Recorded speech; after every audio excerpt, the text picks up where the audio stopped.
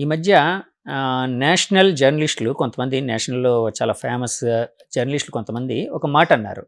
యాక్చువల్‌గా కూటమి పెర్ఫార్మన్స్ ముందుకు వెళ్ళడానికి అంటే వాళ్ళు అంటే ఇది ఎలక్షన్ రిజల్ట్స్‌కి ముందు అన్న మాట. కాబట్టి అంటే వాళ్ళు సాధించే అవకాశం, విజయం సాధించే అవకాశం కూటమికుంది.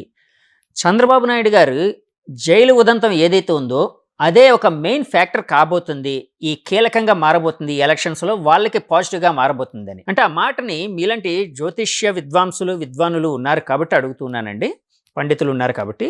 అంటే చంద్రబాబు నాయుడు గారు జైలుకి వెళ్ళడం అనేది అంటే ఆ గ్రహబలం ఏదైతే ఉందో తర్వాత ఆయనకి ప్లస్ అయ్యి ప్రజల్లో ఒక సానుభూతిని, సెంటిమెంట్‌ని రగిల్చి ఆయనకి విజయావకాశాలు తీసుకొనొచ్చే అవకాశాలు ఉన్నాయని భావించొచ్చా అండి? జాతక పరంగా. జాతక పరంగా ఆయనకు సీఎం అయ్యే యోగం ఉంది అని మొదట్లోనే చెప్పాం. ఇవన్నీ కూడా ఏమవుతుందంటే మధ్య మార్గముగా ఉండేటువంటి వాళ్లకు ఎన్ని మాట్లాడినా చంద్రబాబు నాయుడు ఒక పద్ధతిగా ఒక సిస్టమేటిక్గా చేసుకుంటూ వెళ్ళేటువంటి వ్యక్తి మామూలుగా. సరే ఇది లోపల ఏదో వాళ్ళ ఇది ఏదో చూసుకొని ఆ లోపలికి జైల్లోకి ఏదో పంపించడము, చేయటము, అన్ని రోజులు ఉంచటము అనేటువంటివి అన్నీ కూడా సింపతి కూడా ఒకసారి, ఎందుకంటే పెద్ద ఆయన కదండి, అన్నేళ్ల ఇది కదండి. ఆయన లోపలేసినారు అనేటువంటిది ఒక విషయం అయితే, కక్ష సాధింపు అనేటువంటిది బయట మామూలుగా వినపడుతూ ఉంటుంది. అలా అన్నప్పుడు మిగతా వాళ్ళని దాని వలన భువనేశ్వరమ్మ గారు బయటికి రావాల్సినటువంటి అవసరం. లేకపోతే ఆయన ఏనాడు అంతకుముందు చంద్రబాబు నాయుడు గారు అయినప్పుడు ఏనాడు బయటికి రాలేదు కదా. మరి భర్తకు ఆ ఇబ్బంది వచ్చినప్పుడు ఏ భార్య అయినా బయటికి వచ్చి ఇది పద్ధతి అని చెప్పుకోవడంలో తప్పులేదు కదా. అదొక కారణం. ఇవన్నీ కూడా ఏమవుతాయి అంటే నేను ఇందాక చెప్పాను కదా, ఎవరి స్వయంకృతాపరాధం వాళ్ళది. గ్రహస్థితులు బాగున్నది. ఇప్పుడు భోజనము పెట్టారండి, ఇక్కడ భోజనం బాగా దొరుకుతుంది మనకు అనేది తెలుసు, అక్కడ వంట వండుతారని తెలుసు. అంత దూరం ఎందుకు? ఇప్పుడు తిరుమల తిరుపతి దేవస్థానంలో ఉచిత ఇది ఉన్నదన్నమాట, అన్నదానము అనేది ఉంటుంది, మనం పోయి తినవచ్చును. తీరా తినే సమయానికి మనము చేతులారా చెడగొట్టుకునేటువంటి దానికి ఏం చేయగలుగుతాం? అంతే కదా. అందువలన అలా జరుగుతూ వచ్చినవే ఇవన్నీ పరిణామాలన్నీ కూడా. ఒకందుకు చంద్రబాబుని అదే కదా. గ్రహాలు ఏమిటి అంటే వ్యతిరేకమైనటువంటి గ్రహాలు కూడా అనుకూలించడానికి. ఇప్పుడు మనము పూర్వం ఒకటి ఆలోచన చేస్తే ఏమిటి అంటే, ఒరే ఏదో బాగుండేటువంటి దానికి అనవసరంగా ఇక్కడ ఏదో రాహువు ఆ రాజ్యంలోకి అడుగు పెట్టినట్టున్నాడు, అస్తవ్యస్తమైంది అని అంటున్నాం. అలాంటి రాహువు ప్రభావము వీళ్ళ జాతకాల్లో ఉండేది ఎక్కువగా. చంద్రబాబు నాయుడు గారి జాతకంలో అదే రాహువు అక్కడ ఇబ్బంది పెట్టాడు. జగన్మోహన్ రెడ్డి గారు ఇదైనారు, ఆయనకు కూడా రాహు ప్రభావం ఉంది, ఈయనకు రాహు ప్రభావమే ఉంది. ఈయన పైకి లేయడానికి కారణం చంద్రబాబు నాయుడు గారిని చాలామంది అంటే వాళ్ళ అభిమానులు అంటే పీఎం కావాల్సిన వ్యక్తి, అంత విజన్ ఉన్న వ్యక్తి అని చాలాసార్లు అంటూ ఉంటారు, పొగుడుతూ ఉంటారు. చంద్రబాబు గారి జాతకంలో అలాంటిది ఏమైనా ఉందా అండి, పీఎం అయ్యే అవకాశం? నాకు తెలిసి ఎప్పుడో ఆయన ఒక ఇంటర్వ్యూలో చెప్పినట్టు గుర్తు, నేను ఎప్పుడో విన్నా, ఏదో చాలా ఏళ్ల క్రితం, అంటే 1999 2000 సంవత్సరంలో ఎప్పుడో ఏదో మార్గం. ఎందుకు అంటే వాజ్పేయి గారు ప్రధానమంత్రి అన్న సమయంలో అప్పుడు చంద్రబాబు నాయుడు గారు మంచి కీలకమైనటువంటి ఒక రోల్ పోషించినప్పుడు మీరు అవ్వచ్చు కదా అంటే, ఆయనకున్న విజన్ ఏమిటంటే ఎవరైనా ప్రధానమంత్రి కావాలని అనుకోవడంలో గొప్పదే. మరి సీఎం అయిన తర్వాత ఇంకా ప్రధానమంత్రి అయితే బాగుంటుందని అనుకుంటారు. కానీ ఆయన ఏమన్నారంటే, నేను విన్నట్టు నాకు బాగా గుర్తుంది, మరి అది ఇదే నిజము అని నేను అనడానికి లేదు కానీ, ఎందుకంటే మనము స్టూడియోలో చెప్తున్నప్పుడు జాగ్రత్తగా మాట్లాడాల్సిన అవసరం ఉంటుంది, వాళ్ళు దగ్గర పెట్టుకొని. మేము కూడా ఏదైనా అంటే పిఎం అయిన తర్వాత ఒక 5 ఏళ్ళో 10 ఏళ్ళో చేసిన తర్వాత ఇంకా మాజీ పిఎం అనేటువంటిది ఒకటి వస్తుంది, అంతే కదా. ఆ తర్వాత నేను ఊరికే ఉండడం అంటే నాకు ఇష్టం ఉండదు. సీఎం అనేటువంటిది ఎప్పుడైనా సీఎం అయ్యి రాష్ట్రానికి ఏదో ఎక్కువ శాతము నా యొక్క సేవ చేయాలి, నేను నిరంతరము రాష్ట్రానికి సేవ చేస్తూనే ఉండాలి అనేటువంటి కోరికతో నాకు దాని మీద ఇంట్రెస్ట్ లేదు అని నేను విన్నాను. ఆయన చెప్పడం నేను విన్నా, ఆయన ఇంటర్వ్యూలో చెప్పడం విన్నా. బహుశా దాని వల్లనే కారణం కావచ్చు అని నేను అనుకుంటున్నాను. ప్రయత్నిస్తే గ్రహాలు అన్ని అనుకూలించేవా అండి? ఒకవేళ ఆయన ప్రయత్నిస్తే, అంటే మీరు ఇందాకలు అన్నారు ప్రయత్నిస్తే కదండి కర్మ కర్మ అనేది ఉంటుందని. కాదు నేను చెప్తాను. ఆయనకు యోగము ఉంది అని అవుతారు అని అనడానికి లేదు. ఎందుకంటే ఆ యోగము అప్పుడు ఉన్నింది, ఇప్పుడు మళ్ళీ అంత లేదు. ఉన్నది ఉన్నట్టు చెప్తాను. ఎందుకంటే సభాముఖంగా చెప్పాలి. ఇప్పుడు మళ్ళీ ఆయన ఏదైనా అందరితోనూ సత్సంబంధాలు ఉంటాయి. ఆయనకు అన్ని పార్టీల్లో ఒక్క వైఎస్ఆర్సీపీలో ఉండేటువంటి వాళ్ళతో తప్ప మిగతా అన్ని పార్టీల్లో ఉండే వాళ్ళతోనూ ఆయనకు సత్సంబంధాలు ఉంటాయి. ఏది దేశంలో ఉండేటువంటి ఎన్ని పార్టీలు ఉన్నాయో అన్ని పార్టీల వాళ్ళతోనూ సత్సంబంధాలు పెట్టుకుంటారు ఆయన ఎవరికి పెద్దగా ఏదో శత్రుత్వం ఉండాలి అని పెట్టుకునే వ్యక్తి కాదు. అంటే ఎవరితో ఏం అవసరం అవుతుందో అది తెలియదు, రాజకీయ చాణక్యం అయ్యి ఉండొచ్చు కదా. ఎవరితో ఏం అవసరం వస్తుందో తెలియదు. అంత విరోధం పెట్టుకోవాల్సినంత అవసరం ఏముంటుంది అనేటువంటి ఆలోచన దృక్పథంతో ఉంటారు ఆయన. అందువలన ఆయనకు అన్నీ తెలుసు కాబట్టి ఏది అవసరమైనా ఏదన్నా వేరే రాష్ట్రాల వాళ్ళ సమస్య వచ్చిందంటే కూడా ఈయన సమన్వయం చేసి చెప్పగలడు. ఆ స్థాయి పెట్టుకున్నారు ఆయన. కాబట్టి మనం ఈయన ఇప్పుడు అయ్యేటువంటి ఇదైతే లేదు నిజానికి.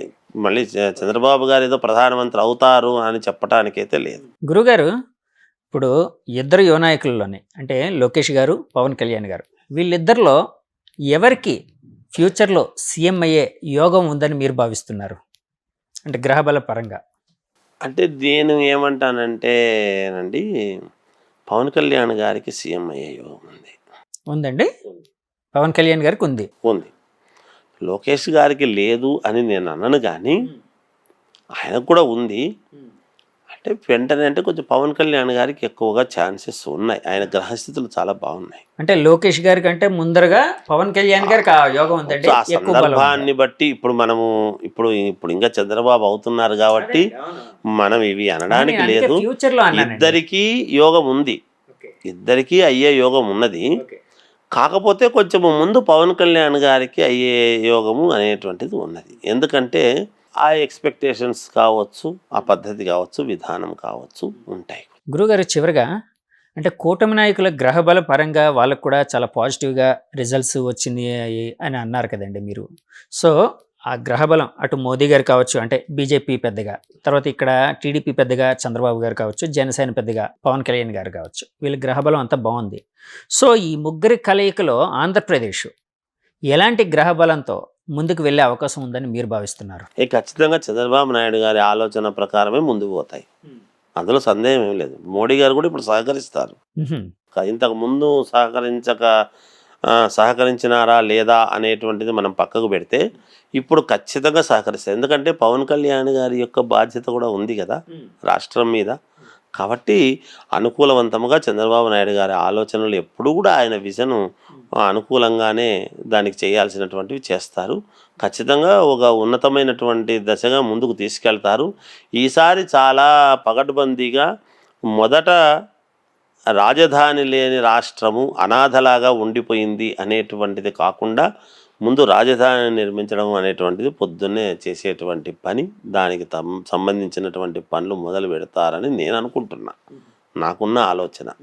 అలాగే ఇప్పుడు అన్నీ ఉన్నాయి కదా, కొంచెం జరగాల్సినవన్నీ ఒకటోటి మొదలు పెడతారు. ఉద్యోగ కల్పన అలాంటిది కూడా జరిగే అవకాశం ఉందా గురుగారు? ఎందుకంటే వైసీపీ ఓడిపోవడానికి అంటే చాలాసార్లు నేను చాలామంది జనంతో వాళ్ళతో మమేకమై అడిగినప్పుడు వాళ్ళు బయట తీసుకునేటప్పుడు డెవలప్మెంట్ లేకుండా ఉండిపోతుంది ఆంధ్రప్రదేశ్లో, ఉద్యోగ కల్పన లేకుండా ఉంది, ఇక్కడ చదువుకున్న వ్యక్తులకి సరైన ఫ్యాక్టరీలు లేవు, లేకపోతే ఇండస్ట్రీస్ లేవు, ఉద్యోగం దొరకట్లేదు అని ఒక రకమైన అసంతృప్తి అనేది చాలా ఎక్కువ కనిపించిందండి.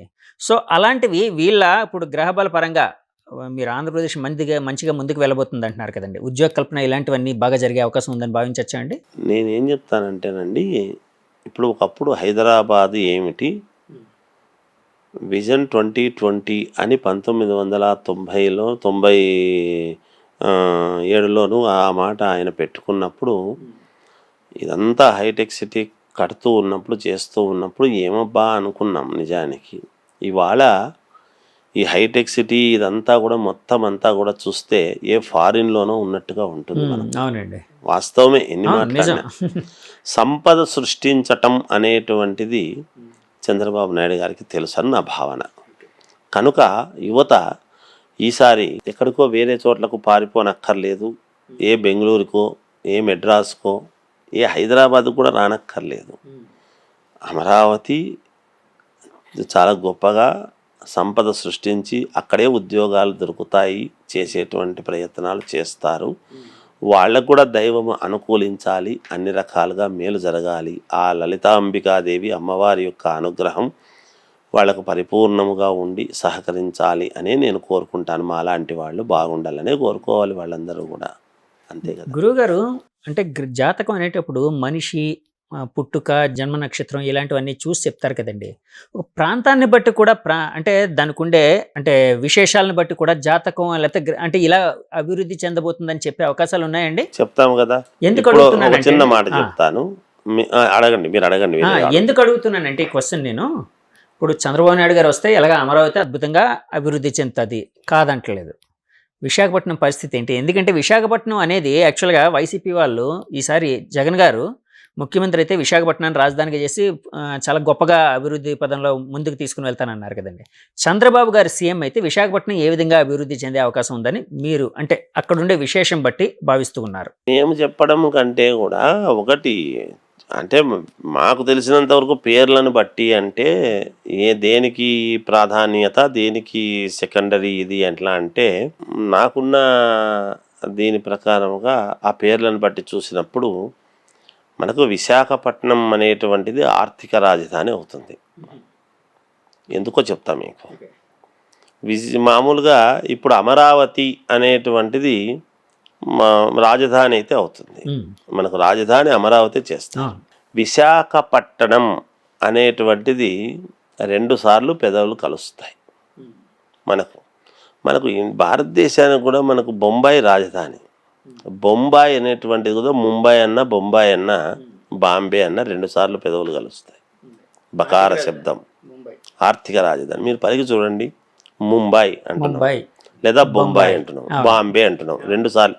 అలాగే విశాఖపట్నం, వైజాగ్ అంటే మనం అన్నాం, అందుకే విశాఖపట్నం అనేటువంటిది 2 సార్లు. విశాఖపట్నము ఖచ్చితముగా, ఎందుకంటే సముద్రము ఉండటం చేయటము, కొంచెం వనరులు మామూలు ఎక్స్పోర్టు ఇంపోర్ట్ ఏదో ఉంటాయని మామూలుగా కూడా విశాఖపట్నానికి మంచి యోగం ఉంది. ఆర్థిక రాజధానిగా ఉంటుంది. ఇప్పుడు కూడా డబ్బు సృష్టి అనేటువంటిది మంచి ఇవి అన్నీ కూడా తయారు చేసి చాలా సర్వాంగ సుందరంగా తయారవుతాయి. విశాఖపట్నం కూడా చాలా మంచి యోగవంతమైంది విశాఖపట్నం. ఈ రాజధాని అంటే అమరావతి ఉంటుంది, అమరావతి చేస్తారు. అలా 2 కూడా సమన్వయంగా గొప్పగా తయారవుతాయని నా భావన. ఇప్పుడు ఏది తక్కువగా చేయరు వాళ్ళు కూడా. ఇప్పుడు రాయలసీమను ఏదో చెయ్యాలి అని అనుకొని గొప్పగా చెయ్యాలనే కదా ఏదో చెందుతామని అన్నారు. ఏవో రోడ్లన్నీ విస్తరణ చేసి ఈసారి అన్నీ కూడా యుద్ధ ప్రాతిపదికన జరుగుతాయి. అన్ని ప్రాంతాలు డెవలప్ అవుతాయండి, ఏం పర్వాలేదు, చేస్తారు, బాగానే ఉంటుంది, బాగుండాలనే కోరుకుందాం. అంటే 2029 అంటే 24 అయిపోయింది కాబట్టి 29లో మళ్ళీ ఎలక్షన్ నడుస్తుంది కదా. జగన్ గారు అప్పుడు మళ్ళీ పుంజుకునే అవకాశం ఉందని అంటే ఆయన గ్రహబల పరంగా ఏమైనా భావించే అవకాశం ఉండొచ్చు? మనం చూద్దామండి, ఇంకా ఇప్పుడే కదా ఇది అయింది, అంటే కాదు, ఇంకా సమయం ఉంది కదా. ఇప్పుడు వీళ్ళ పరిపాలన ఎలా ఉంటుందో చూసి కదా వాళ్ళని అనాల్సింది. అంటే విజయం సాధించడానికి గ్రహబలమే కాదు, వాళ్ళ చర్యలు, కర్మ కూడా అంటే ఉండాలి అన్నది. అంతే కదండి, అంతే కదా. ఇప్పుడు భగవంతుడు గర్భగుడి, దేవాలయము మహోన్నతమైనటువంటిది. సరిగ్గా చేసే పూజారి లేకపోతే ఏం చేస్తామండి? దేవుడైనా ఏం చేస్తాడు? అభిషేకము, రుద్రనమకము చెమకము చెప్పి అన్ని పద్ధతిగా చెప్పి చేసేటువంటి వాడు లేకపోతే దేవుడైనా ఏం చేస్తాడు? దేవుడు ఉన్నాడు, మరి ప్రతిభ ఉంది. ఆ ప్రతిభను ఎలా వాడుకోవాలి అనుకునేటువంటి వాడుకునేవాడి యొక్క చాకచక్యం కదా. ఆ దేవాలయంలో నిరంతరము చేస్తున్నాడు. అక్కడికి పోతే పూజారి బాగా పలకరిస్తాడు, మన కోసం బాగా అర్చన చేస్తాడు, మన కోసం బాగా చేస్తాడు అనేటువంటి భావన వస్తే ప్రబుద్ధి రావడం జరుగుతుంది, దేవాలయము డెవలప్ అవుతుంది. అంతే కదండి. నేను ఒక ఇదిగా నేను చెప్పాల్సినటువంటి ఉపమానాలు చెప్తాను. అనవసరమైనటువంటివి పనికిరాని ఉపమానాలు నా నోటి నుంచి వస్తే అది బాగుండదు కదా. అందుకని ఇప్పుడు వాళ్ళు చేస్తున్నారు కదా, వీళ్ళు చేసేటువంటి ఇది కూడా ప్రజలు చూస్తారు కదా, మరి అది కూడా ఉండాలి కదా. మరి అందుకని 29 మళ్ళీ సంగతి, ఇంకా ఇవాళ అయిపోతున్నాయి, ఇంకా ఎలక్షన్స్ ఇవాళ మన ఇవన్నీ కూడా సీట్లన్నీ కూడా ఇదవుతున్నాయి కనుక బాగుంటుంది, ఏం పర్వాలేదు. వీళ్ళు బాగా చేస్తారు, ఈ 5 ఏళ్ళు ముందు వీళ్ళు బాగా చేస్తారనేది ఆశిద్దాం. మళ్ళీ సంగతి అప్పుడు మళ్ళీ ఓ సంవత్సరం ముందో 6 నెలల ముందో మొదలవుతాయి కదా. అవును, అవును, మనమే కూర్చుంటాం, అవును. మనమే చేస్తాం, ఏం పర్వాలేదు చూద్దాం. ఈ ఫలితాలు ఇలా ఉండబోతున్నాయని మీరు ముందే ఊహించారండి? నాకైతే ఉందండి. అంటే రాష్ట్రంలో ఆంధ్రప్రదేశ్లో కావచ్చు, దేశంలో కావచ్చు. నాకైతే ఉందండి. అయితే మేము ఇన్ని సీట్లు వస్తాయి అన్ని సీట్లు వస్తాయి అనేటువంటిది నేను చెప్పలేదు. ఎందుకంటే ఇన్ని వస్తాయి అన్ని వస్తాయి అని చెప్పడానికి మేమేమి దగ్గరుండి ఓట్లు వేయించిన వాళ్ళం కాదు. కానీ లీడ్ చేయబోతుంది తెలుగుదేశం పార్టీ. ఇప్పుడు ఏదైనా భారతీయ జనతా పార్టీ కనుసన్నలలో నడుస్తుంది ఇది వ్యవహారం అంతా అనేటువంటిది అయితే నేను సుస్పష్టంగా చెబుతూ వస్తూనే ఉన్నా మొదటి నుంచి. ఏదైనా కేంద్ర ప్రభుత్వం యొక్క సహకారము చాలా అవసరము. ఆ అవసరము జగన్మోహన్ రెడ్డి గారు పోగొట్టుకున్నారు, చంద్రబాబు నాయుడు గారు అందుకున్నారు. అంతే, ఏం లేదు అక్కడ, సింపుల్ అంతే. అదే చెప్పా మొదటి నుంచి, అదే చెప్పొస్తున్నా. అన్ని ఛానల్స్లో కూడా కేంద్ర ప్రభుత్వ సహకారం ఎవరికైతే ఉంటుందో వాళ్ళే వస్తారు అని చెప్తున్నా. ధన్యవాదాలు గురుగారు, చాలా విషయాలు మాతో పంచుకున్నారు. జయోస్తు. Thank you. మీకు దిగ్విజయముగా అందరూ బాగుందరు గాక. జయోస్తు. థ్యాంక్ యూ అండి. నమస్తే అండి.